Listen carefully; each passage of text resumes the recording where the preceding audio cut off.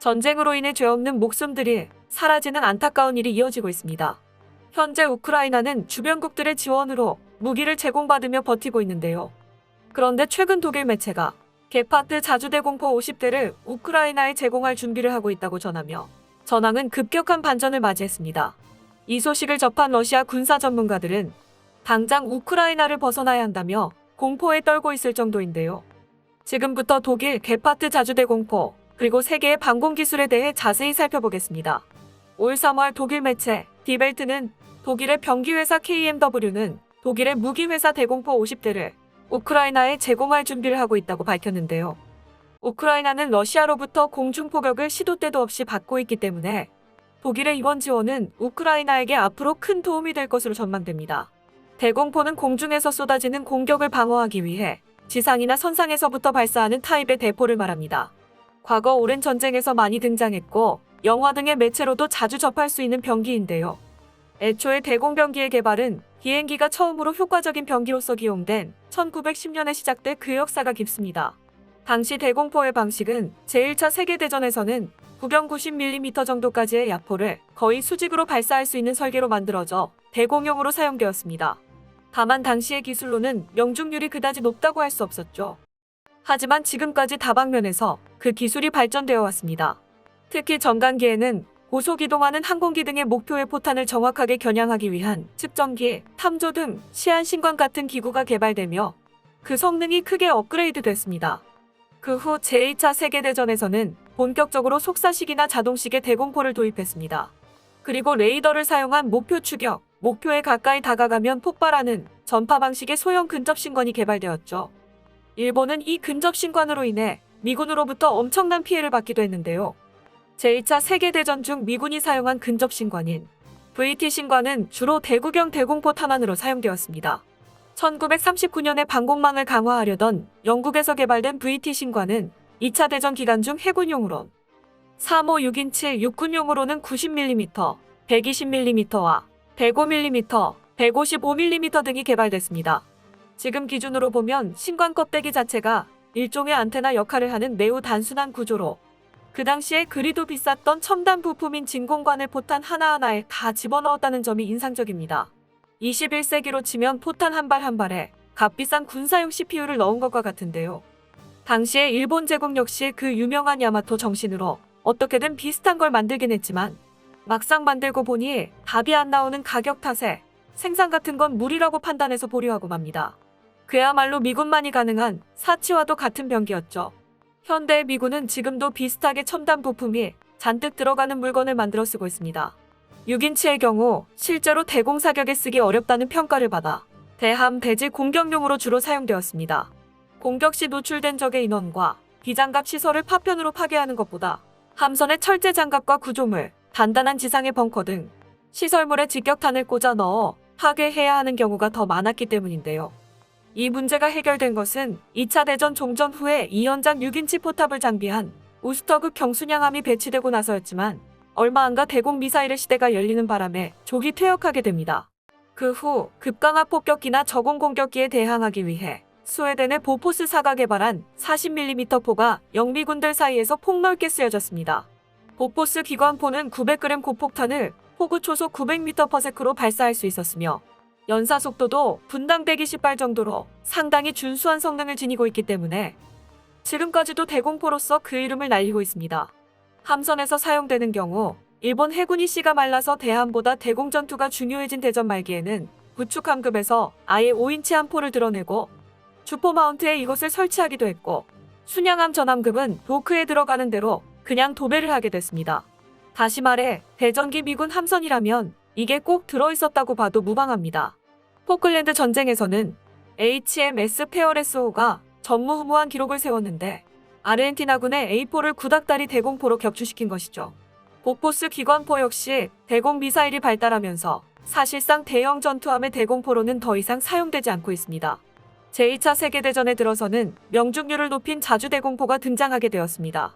이는 게파트의 선배에 해당하는 존재라고 볼 수 있습니다. 이때의 자주대공포는 VT-신관 등을 이용해 보다 효과적으로 유탄을 폭발시키고 레이더로 목표를 탐지해서 추격하는 것으로 명중률을 끌어올렸습니다. 특히 강력했던 병기는 1953년 4분 45발의 포탄을 발사할 수 있는 미군이 개발한 75mm 대공포 M51 스카이스위퍼였습니다. 하늘의 청소부라는 이름이 꽤나 거창해 보입니다. 스카이스위퍼의 경우 독자적인 레이더와 컴퓨터 시스템으로 조준하여 발사하는 게 가능했는데요. 이 역시 대공미사일이 도입돼 힘을 못 쓰게 되었지만 20mm부터 40mm는 저공 비행하는 항공기나 헬리콥터에 대해 항마로서 계속 사용되어 왔습니다. 이외에도 쓸만한 곳은 생각보다 다양했는데요. 지상전으로의 투입도 가능했습니다. 예를 들어 독일의 8.8cm 대공포는 지상전에 쓰인 적이 많고 대전차 전투나 진지 공격에도 유효했습니다. 미국의 M16 MGMC는 한국전쟁에서 중국 인민의용군의 인해 전술에 효과를 발휘했습니다. 여기까지만 봐도 대공병기가 얼마나 어마어마한 응용과 발전을 겪어왔는지 느껴집니다. 그도 그럴 게 20세기를 지나 방공기술은 군사기술 중에 제일 진화가 빠른 분야 중 하나입니다. 항공기의 진화에 대응하여 수많은 신개념 기술이 응용되었기 때문이죠. 그럼 본격적으로 본론에 들어가 보겠습니다. 게파트는 독일 연방군에서 2010년 10월 6일 마지막 실사격 후 퇴역하게 되었으며 벨기에와 네덜란드에서도 퇴역했습니다. 게파트를 독일에서 중고로 구입하거나 원조를 받아 현역으로 운용하고 있는 국가는 요르단, 칠레, 브라질, 루마니아 등이 있습니다. 그런데 앞서 나온 바와 같이 독일 KMW는 2022년 우크라이나군의 50대의 게파트를 수출하기 위해 독일 당국에 수출 허가를 요청한 상황입니다. KMW의 사장인 랄프 케츠는 인터뷰에서 게파트는 전쟁에서 러시아 드론 방어, 격추 등에 효과적으로 사용될 수 있습니다. 게파트의 지원 결정은 연방정부에 있습니다. 라고 밝혔습니다. 왜 이 오래된 병기는 아직도 그 위험을 뽐내고 있는 것일까요? 65년 개발에 착수했고 73년도에 제식화된 게파트는 독일의 주력 전차 레오파르트 1의 차체를 기반으로 만든 독일의 병기입니다. 이정의 35mm 기관포로 무장한 게파트는 저공으로 침투해 기갑 부대를 공격하는 공격기들을 무력화시키는 것이 주요한 임무인데요. 냉전 시기엔 저공 침투하는 공격기와 대전차 미사일로 무장한 공격 헬기가 지상군의 새로운 위협으로 부상했고 각국에서는 그런 위협에 맞설 적어도 방공망이 필요해졌습니다. 다시 말해 제2차 세계대전 이후 독일은 자국 군대가 털린 이유를 연합군의 폭격기 때문이라고 판단했고 시도 때도 없이 군수공장이나 전차부대에 달려드는 전투폭격기들을 당해낼 수 없었던 것이죠. 이 전운을 반영해 재건 이후 개발한 것이 바로 게파트인 것인데요. 게파트는 15km까지 적기를 탐지할 수 있는 레이더를 가지고 있는데 한 개는 포탑 위쪽에 달린 접시 모양의 수색 레이더, 다른 한 개는 포탑 앞쪽에 달린 공 모양의 추적 레이더입니다. 먼저 탐색 레이더가 회전하면서 적기로 의심되는 물체를 포착하면 포탑이 적기 쪽으로 자동으로 회전하여 동시에 피하 식별이 이루어지고 적기로 판명되면 추적 레이더가 작동해 적기를 향해 정확한 사격을 할 수 있게 합니다. 거기에 게파트의 각 기관포는 320발의 대공탄과 20발의 대전차탄을 탑재하며 총 680발을 탑재하게 됩니다. 각 기관포는 분당 550발의 발사 속도를 가지고 있지만 게파트는 이문의 기관포를 탑재하고 있기 때문에 분당 1100발을 발사할 수 있습니다. 또한 방어용으로 8개의 발전기를 장비하고 있고 거기에 더해 기동성도 좋은데요. 최고 속도는 시속 65km, 행동거리는 550km로 뛰어난 기동성을 자랑합니다. 다만 제조사에서 제안해 독일 연방군에서 테스트만 했을 뿐 스팅어 미사일 추가 장착은 예산상의 이유로 채택하지 않았습니다. 여기서 이처럼 우수한 대공병기를 우크라이나에 전달하면 독일은 괜찮을까라는 의문이 들기도 하는데요. 애초에 독일은 게파트 377대를 가지고 있었지만 주류 방공병기로 대공미사일이 채용되고부터 독일군은 단계적으로 게파트의 퇴역을 진행해왔습니다. 그래서 독일군은 현재 미사일 런처를 탑재한 오즐롯을 주력으로 삼고 있습니다. 아무래도 미사일과 비교하면 기관포는 조금 위력이 떨어진다고 볼 수밖에 없는 것이 아쉬운 부분입니다. 그러나 그런 걱정을 넘어설 정도로 여전히 헬기나 드론에 대해 기관포는 건재한 활약상을 보여줍니다. 거기에 앞서 나온 것처럼 수평 사격도 가능하기 때문에 지상병기로서의 역할도 수행할 수 있죠. 그러면 우크라이나는 게파트를 도입하자마자 실전 활용이 가능할까요? 사실 받자마자 바로 사용하는 것은 무리가 있으며 어느 정도 훈련이 필요하다는 전문가들의 의견이 다수입니다.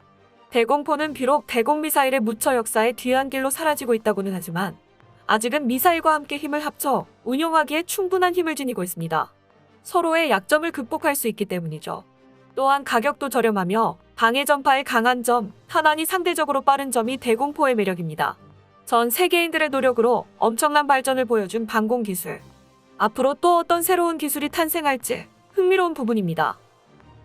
끝까지 시청해주셔서 감사합니다. 도움이 되셨다면 좋아요를, 다른 이야기도 궁금하시면 구독을 눌러주세요.